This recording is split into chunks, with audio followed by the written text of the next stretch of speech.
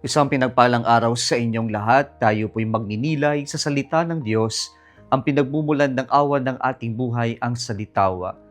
Mga kapatid, sa buhay po natin may mga batas tayong sinusunod.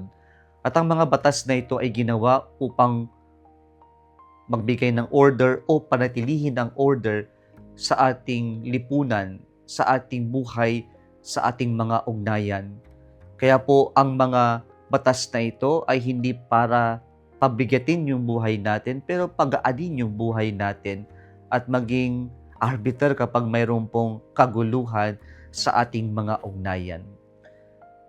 Ito po yung binibigyang pahalaga ng ating mga pagbasa ngayon, lalong higit ng ating Panginoong Jesucristo, nang sinabi niya sa kanyang mga alagad, "Do not think that I have come to abolish the law or the prophets. I have come not to abolish but to fulfill."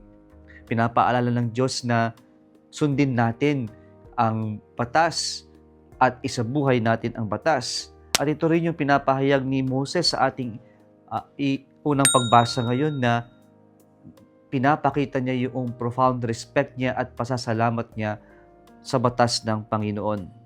At sabi ng Panginoon, "Amen, I say to you."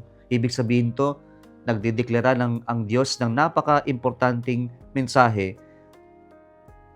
"Until heaven and earth pass away, not the smallest letter or the smallest part of a letter will pass from the law until all things have taken place."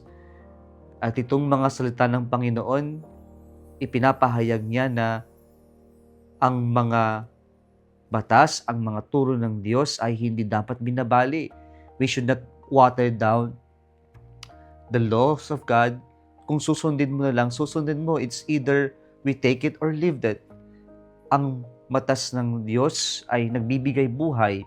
At kapag po winater down natin ito, kapag po isinang-ayon lang natin ang pagsunod base sa kung ano yung gusto natin, ay hindi ito pagsunod sa Diyos. Kung pinipili mo lang natin kung ano yung gusto nating sundin sa turo at utos ng Diyos.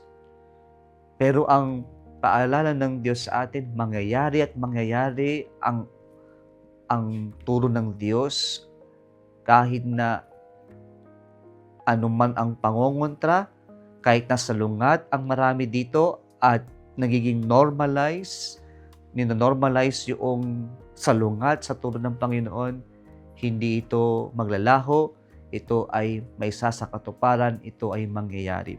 Ito ang paalala ng Panginoon. Sabi niya pa, may warning ang Panginoon, "Whoever breaks one of the least of these commandments and teaches others to do so will be called least in the kingdom of heaven." Mahalaga mga kapatid na kahit na ma-hate tayo ng ibang tao sa pagtuturo ng katotohanan, ay huwag tayong mahulog sa tukso na para bang yung salita ng Diyos, yung turo ng Diyos, yung batas ng Panginoon ay ating ipapahayag na base sa ikakabuti ng tao na magpayaman o maging komportable sa buhay. Ito yung tinatawag nilang prosperity gospel or evangelization, kung saan yung pagpapahayag ay hindi na tungkol sa katotohanan, kundi sa yung i-inspire, kilitiin ng mga tao na ang salita ng Diyos ay para sa pagpapayaman o pagkakaroon ng komportableng buhay. Ngunit hindi po ito ang gusto ng Diyos. Ang nais ng Diyos sa atin ay ipahayag natin ng kung ano ang katotohanan, kung ano lamang ang itinuturo ng Diyos para sa ating lahat. Kung nagustuhan mo ang video na ito, huwag kalimutang mag-like, i-share at mag-subscribe sa Salitawa Facebook page and YouTube channel. Muli isang pinagpalang araw sa inyong lahat.